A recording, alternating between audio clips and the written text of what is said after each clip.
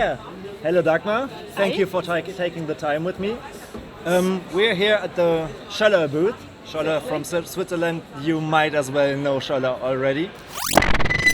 Big fabric manufacturer for functional fabric and coatings.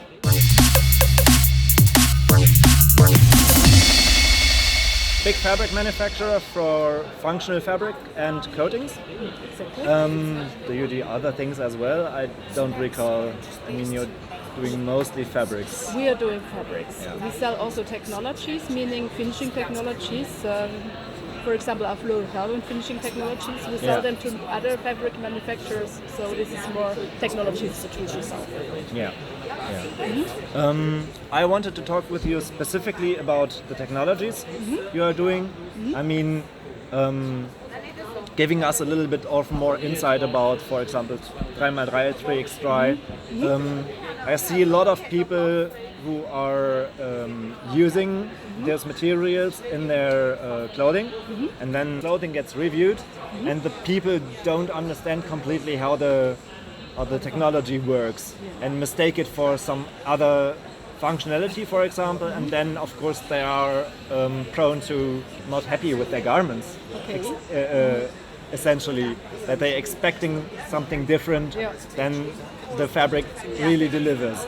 Or for example, also the limits. I mean, for example, like membranes, that there are certain limits in which they function and in which they have problems. Let's say it so. For example, there is the sea change membrane that is used by Arys. like Arys. And can you tell me a little bit about that? Well, first of all, as you already told, it is a membrane, meaning it's a material which makes out of a fabric a waterproof fabric. Yeah. This is the first important, waterproof and breathable on the same side. But as all membranes it always needs the pressure difference between inside and outside. Yeah. Meaning it does only work when you have inside a higher pressure than outside. This works normally under our normal European or US conditions. This works perfectly. And sea change is a membrane. It's a so-called hydrophilic membrane. This means it takes the moisture from inside in forms of gas and in forms of liquid. Meaning also for those persons who sweat more and sweat a lot, it does not need pores or something like that. It takes the sweat in liquid form, and then it can be transported to the outside. So it's not a dry membrane like, for example, Gore-Tex or Event, but it has to absorb the moisture first and then evaporates it outwards. Exactly. Yeah. And at the same time, it can adapt to the conditions. The more you sweat, and the more the membrane is moistured and also warm, it lets evaporate more moisture. And when it's more cooler and you don't need it, you need more warmth to the body. It keeps the warmth more to the body. So it adapts a little bit under conditions. This is one of the key points from our sea change membrane. So it's also a little bit of a thermal reactive fabric. Exactly. So it's a temperature control. Yeah.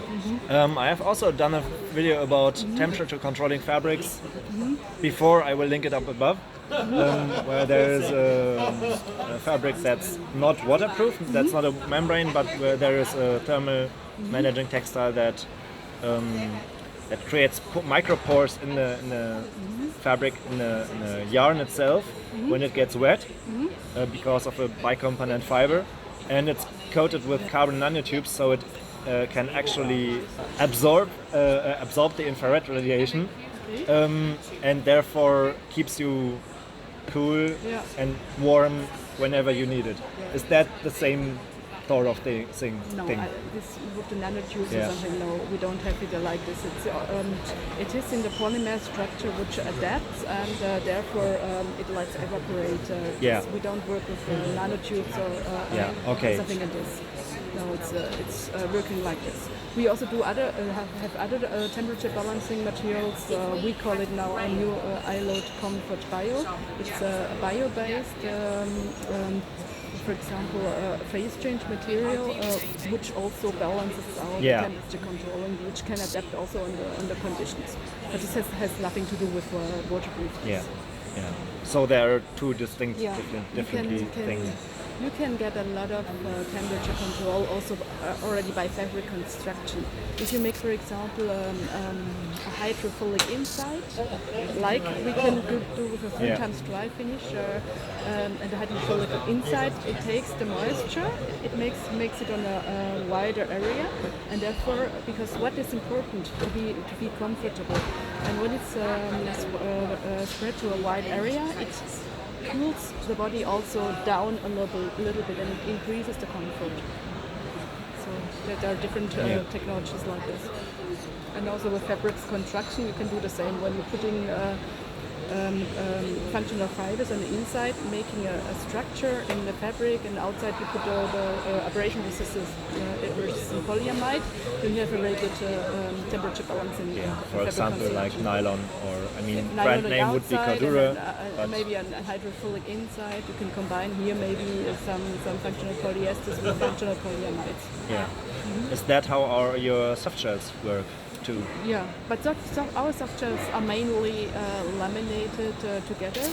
That we have, for example, a fleece lining put together with a polyamide outer shell, and we bond it together with a functional coating. And this functional coating is also good against wind resistance. You can also do it with fabric construction, with a double weave construction, but then they are on sort of one layer. You can also do it with 2 layers, putting together 2 different materials, a knitted and a woven. That's interesting. I didn't know that before. So there you are talking about, for example, the WB 400 or the... Exactly, WB 400 is a bonded version.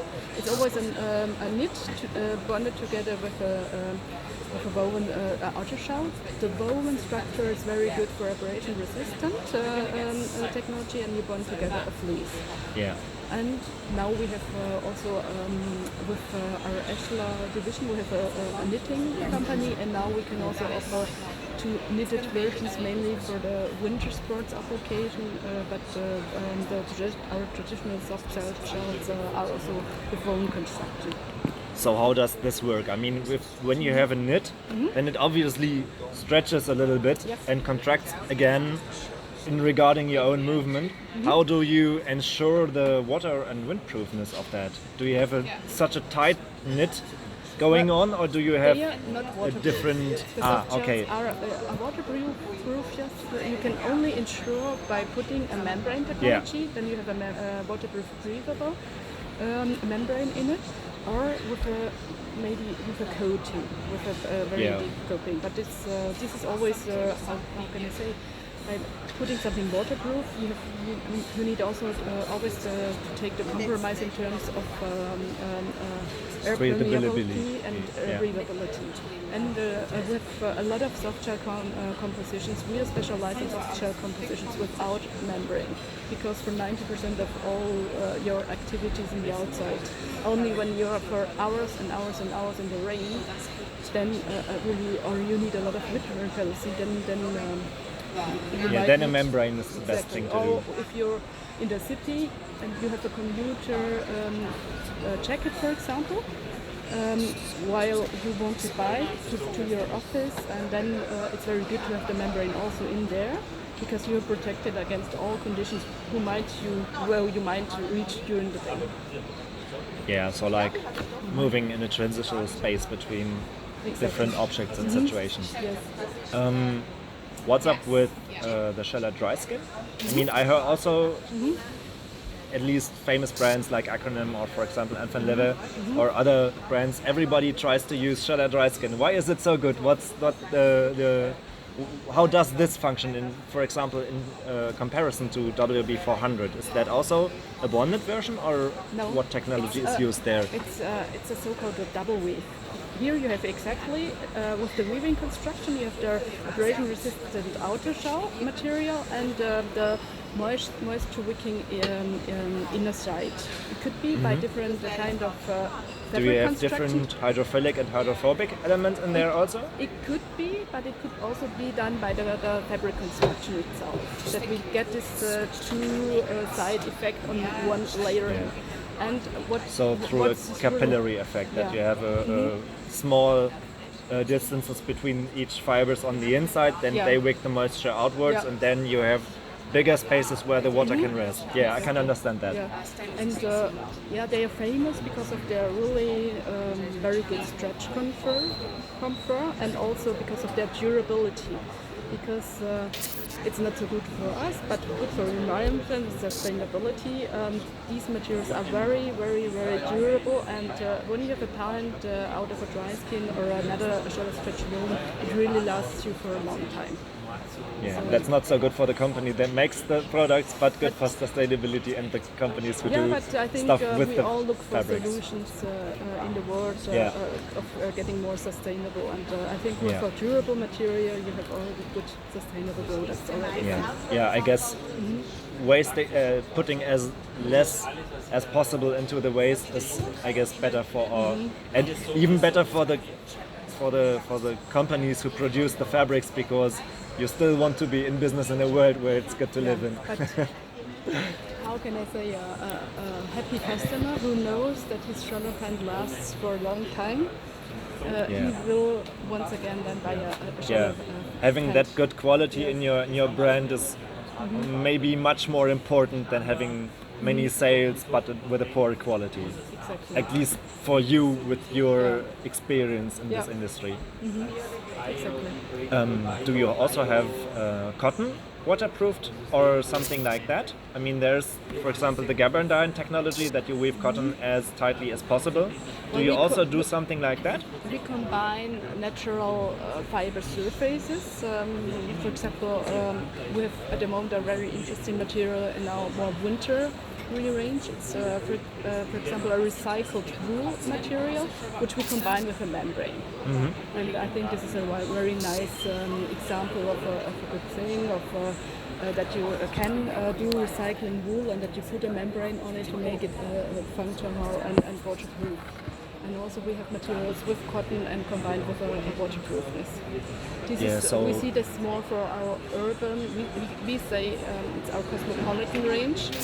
Cosmopolitan because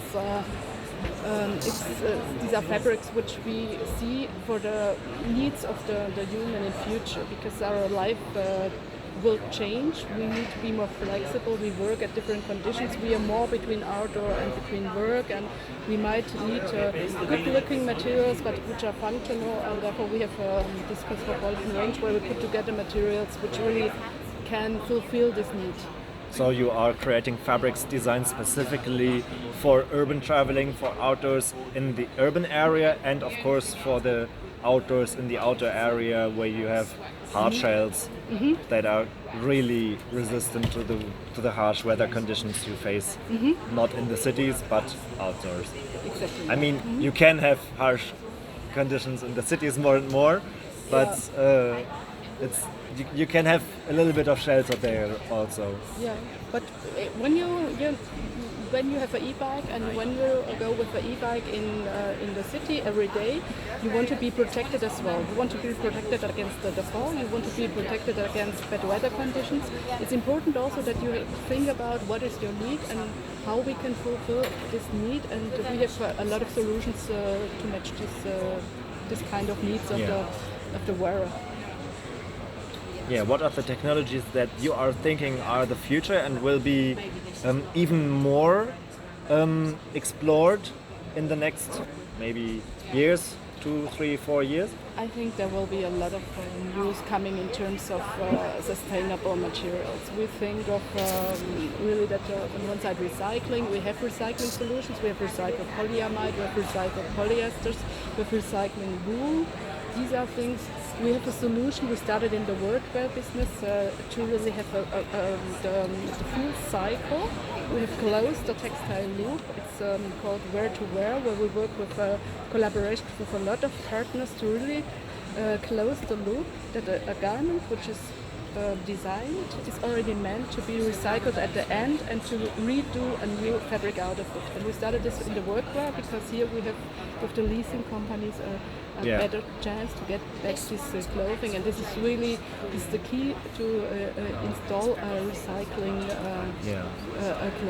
loop, that you get back the garments and that you can redo a garment out of it. Yeah, I guess you can't ensure that the fabric is recycled properly, but you at least can try to ensure that it's be able to. With a closed loop, when all the partners are involved, you have the recycling company on board. I get it. So you are working together even with the people who use the workwear themselves, and they are maybe even contracted to give you the fabric back, and maybe even through a discount and selling it beforehand or whatever, to create you need to get the garment back to keep the how can I say to create an intention for them that they are getting a benefit of recycling that. Yeah, and you need also when you do a recycling, you need to keep the worthiness of the yarn or the fabric. You can keep this worthiness high when you can make a garment again out of it, because then you have a closed loop and you can use the same material to make the same product out of it. And this keeps it on the same level of worthiness how can I say, of a resource, of a raw material. Yeah, that you have the same quality of a product after recycling, not that you the quality of the product doesn't degrade through recycling. Yeah, that's a pretty big challenge. And therefore we started with the workwear, and because it's really here you can have a chance to get it back, because if the consumer does not know where to give the jacket after 7-8 years when he wears his jacket, and if he does not know again where to give it, and then you don't know that you can recycle it and to make the same product out of it. And with this closed loop, with these partnerships out of different industries, you can really ensure this process. I think these are interesting topics also in terms of sustainability. Yeah, I guess that are. I think that these are very hard engineering challenges, and partnerships. You need networks to do this. Yeah. You can't do it alone. You have to collaborate with other creators. You have to collaborate as a society as a whole. But if we all manage to do that, it's totally worth it, because those are better fabrics, and they are also ethically better sourced. You also have fabrics for the military that have specific functions like flame retardancy, I've heard. We have materials also with special flame retardancies, and also we can offer different kind of camouflage optics which are also used by authorities, police uniforms. It could be also for military uniforms. Yes, we have this also in our range. How does the flame retardancy work? I have seen for example, the like UF Pro used. I think that was from Schoeller, or am I mistaken? Where you can hold a lighter on the fabric, and then the fabric expands from itself, and it does not burn really. Was that from you? Or wasn't that? Is it Vollebak? No, that was the company was UF Pro. The Slovenian high-end military brand. I mean, Vollebak might also use that. I mean, Vollebak are also on the top end of the fabric lineup. Yeah. Well, here we don't give at the moment too much details about this technology. Yeah, I can understand that. Okay. Do you have any technologies, any fabrics you want to educate people about, things you want to mention? Well, for us it's really important to really tell about that we have a lot of sustainable solutions, and for me it's always important that sustainability at the moment it's if you want to have a finish with a fluorocarbon finishing technology, at the moment you don't reach, for example, a chemical cleaning. But I think there are tons of applications in the market. You don't need oil resistance or a chemical cleaning. And I think we can improve really a lot of the lines where we can work with sustainable technologies and help the people also to find the solutions in this. With bio-based materials, meaning they're coming from natural resources, those finishing technologies. I think there are a lot of good solutions in our range where we can find new materials. So in 3X Bio, for example, are there still any fluorocarbons, or is this fluorocarbon free? Yeah, interesting. How is the performance of the bio-based materials compared to the pure fluorocarbon materials? Well, fluorocarbons, you always have oil resistancy and chemical cleanness ability. You can clean them by chemical. Giving in the chemical cleaning, yes. Not just pure water, but with in the dry cleaning. Dry cleaning, that's the right word. Yeah, exactly. because there's no water involved. But the chemist in me screams, it's also wet if it's a soluble, it's a solvent, but whatever. So you can't dry clean the bio 3X Dry, for example. So you have to wash that in water. You have to wash it in water, and this might, for some applications, not be the right way to produce the materials, but I think for a lot of markets it could be a good solution. And the biomaterials, are they as water repellent and as wind repellent? And not wind repellent. Not wind repellent. So no, but are they as exactly as water repellent as the fluorocarbon ones? Because like I understand it, fluorocarbon is, of course, we want to move away from fluorocarbon molecules because they are bad for the environment, but they are bad for the environment for exactly the same reason that they are the best, or one of the best water repellent materials at the market. This is always a little bit that you might need to find the best solution, and it might work perfectly on a lot of materials, but there might be some not so good, it might not be 100% exactly the same than with fluorocarbons. There are reasons why you still find a lot of fluorocarbon finishing technologies in the market. Yeah, I mean, also have a Teflon coated fabric shirt. That's obviously not as good for the environment, but also, But I think there will also be in future coming more and more. But I think we all have the choice, and we need to look what are really the performances we need, and then choose what kind of clothing we select. Any closing words? Thanks a lot. Thank you a lot. You're welcome. Take the time for me. If you have any further questions, I'm in contact with Dagmar in the future, so we can always try to get some more conversation going on if it's possible. At least to the point where you are not giving away the company's secrets, of course. Thank you.